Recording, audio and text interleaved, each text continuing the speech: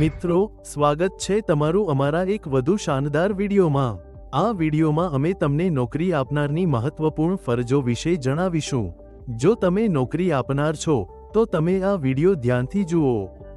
જો કોઈ ફેક્ટરી અથવા અન્ય સંસ્થા ઈપીએફ એક્ટની અનુસૂચિ 1માં આપેલા કોઈ ઉદ્યોગ અથવા વેપારમાં કામ કરે છે અને તેમાં 20 કે તેથી વધુ કર્મચારીઓ કામ કરે છે, તો તેના પર આ અધિનિયમ લાગુ પડે છે અને તે નોકરી આપનારે ઈપીએફઓ માં ઓનલાઈન રજિસ્ટ્રેશન કરાવીને પાલન સુનિશ્ચિત કરવું જોઈએ।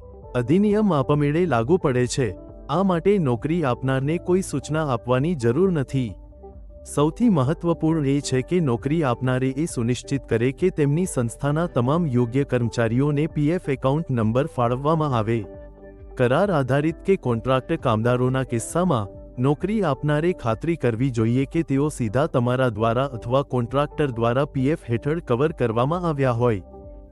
જો કોન્ટ્રાક્ટર પાસે પોતાનો પીએફ કોડ હોય તો ખાતરી કરો કે તેને પ્રિન્સિપલ એમ્પ્લોયર પોર્ટલ પર અપડેટ કરેલો છે અને તેના પાલનનું નિરીક્ષણ કરો। ધ્યાન રાખો કે કર્મચારીને પીએફમાં એનરોલ ન કરાવવાથી અધિનિયમ અને યોજનાઓનું મૂળ ઉદ્દેશ્યને નિષ્ફળ થઈ જાય છે અને તે અસંતુષ્ટ અને અસુરક્ષિત કાર્યબળને જન્મ આપે છે। સાથે જ આવું કરવાથી તમારી સામે વિવિધ દંડાત્મક કાર્યવાહી થઈ શકે છે। નોકરી આપનાર માટે ફરજિયાત છે કે તેઓ પોતાના કર્મચારીઓના પીએફનું યોગદાન આગળના મહિનાની 15મી તારીખ પહેલા ઈપીએફઓમાં જમા કરાવે। ખોટી ઘોષણાઓ કરીને એવા વ્યક્તિઓને ઈપીએફ સભ્ય ન બનાવો જેઓ તમારા સંસ્થામાં કામ કરતા નથી। તમારી સંસ્થાના એક જવાબદાર વરિષ્ઠ અધિકારીને ઓથોરાઇઝ્ડ સિગ્નેટરી તરીકે નિયુક્ત કરો, કારણ કે તેના દ્વારા કરવામાં આવેલી બધી કાર્યવાહી નોકરી આપનાર પર કાયદેસર રીતે બંધન કરતા રહેશે। એવા બધા કિસ્સાઓમાં જ્યાં નોકરી આપનાર પોતે વ્યવસાય કરતા નથી અને એવું કરવા માટે ઓથોરાઇઝ્ડ સિગ્નેટરી અથવા કોઈ બીજા પર નિર્ભર રહે છે, ત્યાં ખૂબ જ કાળજી રાખવી જોઈએ, કારણ કે સંસ્થા અને નોકરી આપનારને ઓથોરાઇઝ્ડ સિગ્નેટરીના બધા ઓમિશન અને કમિશન માટે જવાબદાર ગણવામાં આવશે। નોકરી આપનારે પોતાના કર્મચારીઓને ઈપીએફઓની વિવિધ યોજનાઓ અને તેના લાભો વિશે શિક્ષિત કરવાના પગલાં લેવા જોઈએ। ખાસ કરીને કર્મચારીઓના કેવાયસી વિગતો અને નોમિનેશન વિગતો હંમેશા અપડેટ રાખવા। આનાથી સભ્ય અથવા તેમના આશ્રિતો કોઈ મુશ્કેલી વિના પીએફના લાભો ક્લેમ કરી શકશે।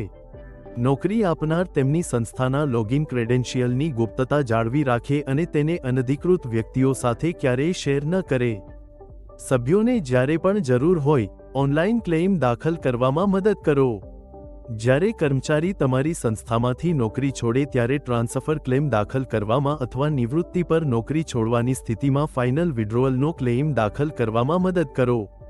કર્મચારીના દુર્ભાગ્યપૂર્ણ મૃત્યુ થવા પર એલિજિબલ પરિવારજનો અથવા નોમિનીને પીએફ, પેન્શન અને ઈડીએલઆઈનું ક્લેમ ફોર્મ ભરવામાં મદદ કરો। પીએફ સંબંધિત તમામ ટ્રાન્ઝેક્શન ફક્ત અધિકૃત વેબસાઇટ www.epfindia.gov.in દ્વારા જ કરો। આજના વિડીયોમાં અમે નોકરી આપનારની ફરજો અને જવાબદારીઓની માહિતી આપી છે। કૃપા કરીને જણાવેલ બાબતોનું સાવધાની અને સત્યનિષ્ઠાથી પાલન કરો। સામાજિક સુરક્ષાનો ઉદ્દેશ તમારા સહયોગ વિના પૂરો થઈ શકતો નથી। તમારા કર્મચારીઓનું હિત તમારી કાયદાકીય અને નૈતિક જવાબદારી છે।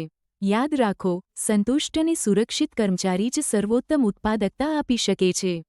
આવા જ તમામ વિષયો પર જ્ઞાનવર્ધક વિડીયો જોવા માટે અમારી યુટ્યુબ ચેનલ સબસ્ક્રાઇબ કરો અને શેર પણ કરો। કોને ખબર, ક્યારે કોને આની જરૂર પડી જાય। જય હિન્દ।